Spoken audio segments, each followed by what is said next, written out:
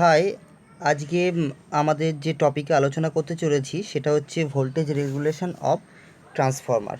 ঠিক আছে, ট্রান্সফরমারের ভোল্টেজ রেগুলেশন, এটা আমরা দেখব কী জিনিস। আমি নিচ্ছি, সুবিধা হবে তোমাদের দেখতে। দেখো, এটা পেজ নাম্বার কত নম্বর পেজে আছে? এটা আছে হচ্ছে তোমাদের পেজ নাম্বার 288 পেজে, 288। তো ভোল্টেজ রেগুলেশন জিনিসটা কেন ইম্পর্টেন্ট এবং কি, এটা জেনে নাও।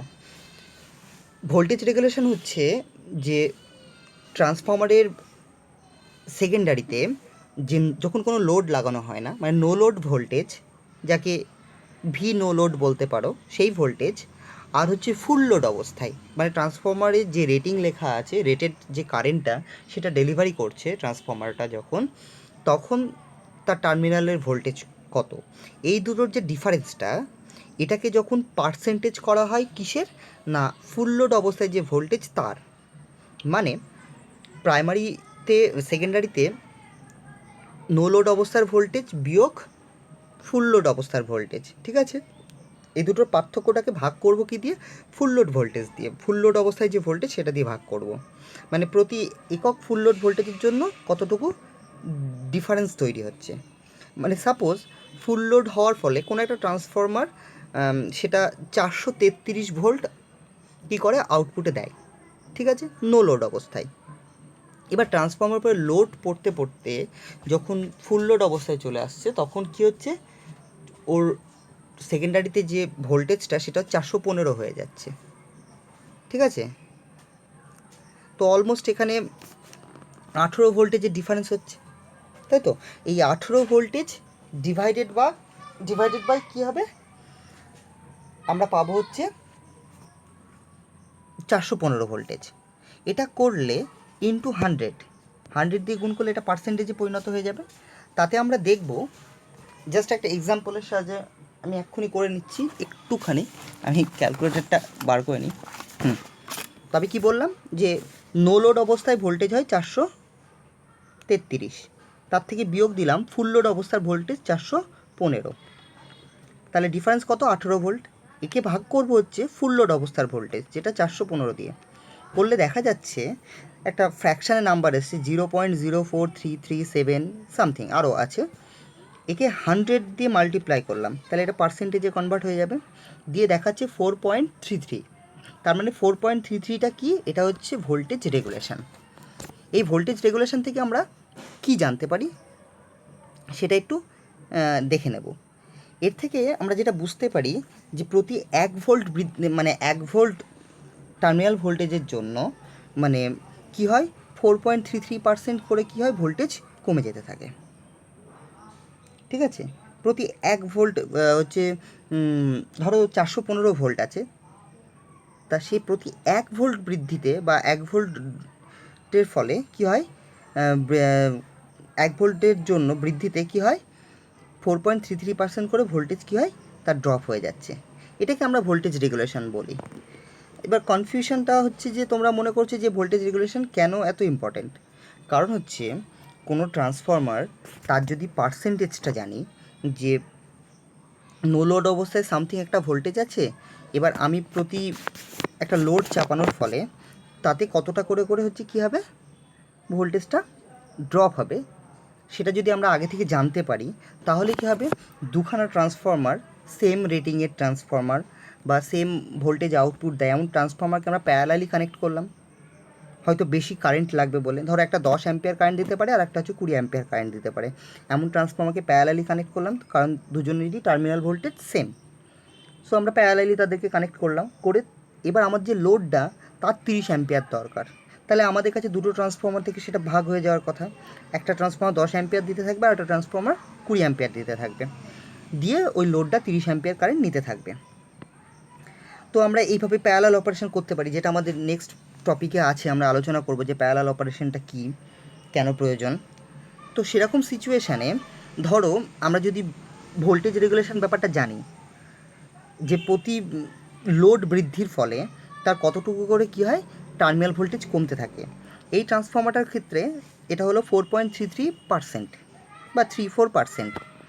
আর নেক্সট যে ট্রান্সফর্মারটা নিয়েছি সেটারও ধরো 4.33% 3%। সো এদের ভোল্টেজ রেগুলেশন প্রায় সেম। তাতে কী হবে, আমরা দুটো ট্রান্সফর্মারকে প্যারালালি কানেক্ট করতে পারবো। কেন? কারণ হচ্ছে ধরো যেটা কম ক্যাপাসিটির ট্রান্সফর্মার, তার উপরে যত লোড চাপাচ্ছি, আস্তে আস্তে যত লোড চাপাচ্ছি, ওর ভোল্টেজটা খুব তাড়াতাড়ি ড্রপ করতে থাকবে, তত দ্রুত কমতে থাকবে। তখন দেখা যাচ্ছে সেই পার্টিকুলার লোডে অন্য যে আর একটা ট্রান্সফর্মার আছে তার ভোল্টেজটা ততটা কমলো না। মানে যে ট্রান্সফর্মারটা 10 অ্যাম্পিয়ার সাপ্লাই দিতে পারে, তার উপরে 5 অ্যাম্পিয়ার কারেন্ট নিতে গেলে যতটা ভোল্টেজ ড্রপ হবে, যেটা দেখা যাচ্ছে 20 অ্যাম্পিয়ার কারেন্ট দিতে পারে যে ট্রান্সফর্মার, তার কাছ থেকে 5 অ্যাম্পিয়ার নিলে ততটা ভোল্টেজ ড্রপ হয় না। ফলে দুটো ট্রান্সফর্মারের মধ্যে কী হয়ে যেতে পারে, যদি ভোল্টেজ রেগুলেশন সেম না হয়, বা পার্সেন্টেজ ইম্পিডেন্স বলে একটা শব্দ আছে যেটা তোমাদের বিশেষ জানার প্রয়োজন নেই, তো সেটা সেম না হওয়ার ফলে দুটো ট্রান্সফর্মার ডিফারেন্ট ভোল্টেজ হবে। আর তারা প্যারালালি যদি তাদেরকে কানেক্ট করে রেখে দিই, তখন তাদের মধ্যে ইন্টারনালি একটা কারেন্ট ঘুরতে থাকবে, ঠিক আছে? দুজনের টার্মিনাল ভোল্টেজ সেম হবে না। তাই যদি আমরা দুটো আলাদা ক্যাপাসিটির ট্রান্সফর্মার কিন্তু তাদের ভোল্টেজ রেগুলেশনটা সেম মানের, তাহলে কী করতে পারবো, ইজিলি আমরা তাদেরকে প্যারালাল অপারেশন করতে পারবো। তো এর জন্য ভোল্টেজ রেগুলেশনটা জানার প্রয়োজন পড়ে। এবং এর থেকে আমরা যেটা জানতেও পারি যে ফুল লোড অবস্থায় ট্রান্সফর্মারটা নো লোডে একটা ভোল্টেজ মেপে নিয়ে আমরা বলতে পারবো, যদি তার জানি যে 4.33% ভোল্টেজ কী হবে, তার কমে যাবে, তাহলে আমরা ইজিলি ফুল লোড অবস্থায় ক্যালকুলেট করে বলে দিতে পারবো যে সেই সময় ওর ভোল্টেজটা পার্টিকুলার এত ভোল্টেজ হবে। হাফ লোড চাপালে পার্টিকুলার 4.33 তার 0.5% কমে যাবে আর কি। এইভাবে আমরা ক্যালকুলেট ইজিলি করে নিতে পারি যে ফাইনাল ভোল্টেজটা কত হয় পার্টিকুলার লোডে। তো এর জন্যই এই ভোল্টেজ রেগুলেশন এই জিনিসটা জানার প্রয়োজন। একটা জিনিস, ভোল্টেজ রেগুলেশনের মান যখন বলা হয় তখন অবশ্যই তোমাকে একটা ফ্যাক্টরকে মাস্ট বি ইনক্লুড করতে হয়। সেটা হচ্ছে যে তুমি কত পাওয়ার ফ্যাক্টর আলাদা লোড লাগিয়েছো। কারণ টার্মিনাল ভোল্টেজটা ডিপেন্ড করে পাওয়ার ফ্যাক্টরের ওপরে, পাওয়ার ফ্যাক্টর লাগানো লোডের ওপরে। কারণ ইউনিটি পাওয়ার ফ্যাক্টর হলে একরকম ভোল্টেজ টার্মিনালে পাবো, যদি ইন্ডাকটিভ লোড হয় তাহলে আলাদা টাইপের আমরা কি পাবো, আমরা আলাদা টাইপের হচ্ছে টার্মিনাল ভোল্টেজ পাবো, ঠিক আছে? সো ডিফারেন্ট পাওয়ার ফ্যাক্টরওয়ালা মেশিনকে লাগালে পরে বা যন্ত্রকে লাগালে পরে, যেটা লোড কনজিউম করছে যে পাওয়ার, সেম যন্ত্রকে কানেক্ট করলে ট্রান্সফর্মারের সঙ্গে কী হবে, ডিফারেন্ট টার্মিনাল ভোল্টেজ তৈরি হতে থাকবে। 10 অ্যাম্পিয়ারই নিচ্ছে ইন্ডাকটিভ টাইপের লোড হলে ভোল্টেজ ড্রপ অনেক বেশি হবে, ঠিক আছে? আর যদি সেটা ইউনিটি পাওয়ার ফ্যাক্টর যুক্ত কোনো 10 অ্যাম্পিয়ার নিচ্ছে এমন রেজিস্টিভ লোডকে লাগানো হয়, তাহলে কী হবে, তার টার্মিনাল ভোল্টেজটা অনেক কম ড্রপ হবে, ঠিক আছে? তো সেই সময় অবশ্যই বলে দেবে যে তোমার লোডের পাওয়ার ফ্যাক্টর কত ছিল, সেটা উল্লেখ করতে হয় ভোল্টেজ রেগুলেশনের সঙ্গে। তো ভোল্টেজ রেগুলেশন জিনিসটা কি, no load voltage minus full load voltage, এই দুটো ডিফারেন্সটা। অবশ্যই ফুল লোড ভোল্টেজ কী হবে, কম হবে, ফলে ওটা বড় সংখ্যা থেকে ছোটো সংখ্যা বিয়োগ করলে একটা পজিটিভ নাম্বার পাবো, সেটাকে ভাগ করবো হচ্ছে ফুল লোড ভোল্টেজ দিয়ে, মানে ফুল লোড ভোল্টেজের পার্সেন্টেজে কনভার্ট করছে এটাকে, ইন্টু 100 করলে সেটা পার্সেন্টেজ হয়ে যাবে। তো এই হচ্ছে টোটাল এই টপিকের আলোচনা ছিল। তোমাদের কাছে একটা এক্সাম্পল দেওয়া হয়েছে। তার আগে একটা লাইন দেখো, সেকেন্ড প্যারাগ্রাফের দিকে দেখো, এদিকে the numerical values employed in the calculation depend on which is used as a reference for the equivalent circuit. Similar results are obtained whether all impedance values are transferred to the primary or to the secondary side. ঠিক আছে, এটা primary না secondary সাইডের দিকে আমরা impedance ভ্যালুগুলোকে transfer করেছি সেটার উপরে। ওকে, আমরা এখন দেখে নিই একটা এক্সাম্পল। এখানে কি দিয়েছে, এখানে দিয়েছে যে সেকেন্ডারি ভোল্টেজ অফ 11 কেবি। দেখো এখানে দুটো আলাদা ইউনিট ব্যবহার করেছে ভোল্টেজকে বলার জন্য। একটা হচ্ছে 11 কেভি, মানে এটা যদি তুমি লিখতে 11,000, যদি সিম্পল 11 তারপরে 3টে জিরো বসাতে, তারপরে স্ল্যাশ দিয়ে 440 শেষে গিয়ে শুধু ভি লিখতে পারতে, তাহলে দুটোই ভোল্টে আছে, শুধু ভোল্টে বলা হয়েছে। কিন্তু প্রথম ইউনিটটাকে ওরা কিসে লিখেছে, কিলো ভোল্টে, তাই ওখানে 11 কেভি, ওখানে ইউনিটটা ডাইরেক্ট কেভি লিখেছে, স্ল্যাশ দিয়ে তারপরে 440 ভোল্ট লিখেছে। এবার 440 ভোল্টকে কেভিতে দেখাতে গেলে কীভাবে লিখতে হতো, 0.44 কেভি বলতে হতো, ঠিক আছে? তাহলে একবারে আমরা তখন লিখতে পারতাম 11/0.44 কেভি। এটা হচ্ছে প্রাইমারির দিকে ভোল্টেজ কত, 11, সেকেন্ডারি সাইডের দিকে ভোল্টেজ হচ্ছে 440। এটা অ্যাপ্লিকেশনের ওপরে, ঠিক আছে। এবার ট্রান্সফর্মারের ক্যাপাসিটি কত? ট্রান্সফর্মারের ক্যাপাসিটি হচ্ছে 100 কেভিএ, 100,000 ভোল্ট অ্যাম্পিয়ার বা 100 KVA. Transformer is 226 volt at no load. মানে কী হয়, এই ট্রান্সফর্মারটা 226 ভোল্ট হচ্ছে অ্যাট নো লোড, যখন লোড লাগানো হয়নি।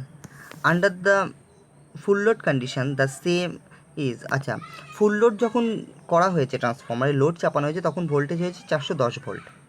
দেখো এখানে ওরা উল্লেখ করে দিয়েছে যে পাওয়ার ফ্যাক্টরের মান কত। পাওয়ার ফ্যাক্টরের মান হচ্ছে 0.92। এটা হচ্ছে মান, যে লোডটা লাগানো হয়েছে তার ফলে যে পাওয়ার ফ্যাক্টরটা তৈরি হয়েছে লাইনে, সেটা হচ্ছে 0.92, মানে ইউনিটি পাওয়ার ফ্যাক্টর না। এবার বলছি calculate the percentage voltage regulation of the transformer. দেখো আমাদের নো লোড ভোল্টেজ আর ফুল লোড ভোল্টেজ দুটোই বলে দিয়েছে। তাহলে সিম্পল আমরা কি করব, আমরা লিখবো যে voltage percentage voltage regulation is equal to V0 minus VS, মানে হচ্ছে V0 মানে হচ্ছে no load voltage, minus VS মানে VS for full load voltage, divided by full load voltage into 100। তো এটা এবার ইকুয়েশনে বসিয়েছি যে নো লোড ভোল্টেজ 226 মাইনাস 410, ঠিক আছে। এটা বিয়োগ করা হয়েছে, বিয়োগ করলে 16 পাওয়া যাবে, ডিভাইডেড বাই 16 পাওয়া যাবে, হ্যাঁ একদম 16 পাওয়া যাবে, ডিভাইডেড বাই 410 ইন্টু 100। এখান থেকে আমরা কাটাকাটি করে দেখতে পাচ্ছি যেটা কত হচ্ছে 3.9%। মানে ওর নো লোড অবস্থা থেকে 3.9% ভোল্টেজ কী হবে, ফল করে গিয়ে ওর ফাইনাল ভোল্টেজটা দাঁড়াচ্ছে, যেটা হচ্ছে 410 ভোল্ট। তাহলে এই ট্রান্সফর্মারের রেগুলেশন হচ্ছে ভোল্টেজ রেগুলেশন 3.9%। আশা করি তোমরা বুঝতে পেরেছো। যদি কোথাও ভুল বলে থাকি বা কোথাও যদি কোনো কনফিউশন থাকে অবশ্যই আমাকে জানাবে, আমি অবশ্যই বাকিটা সলভ করব। তো আজকের জন্য এইটুকুই থাকলো, থ্যাংক ইউ। আমি একটু রেকর্ডটা বন্ধ করে দিই, হ্যাঁ, ওকে।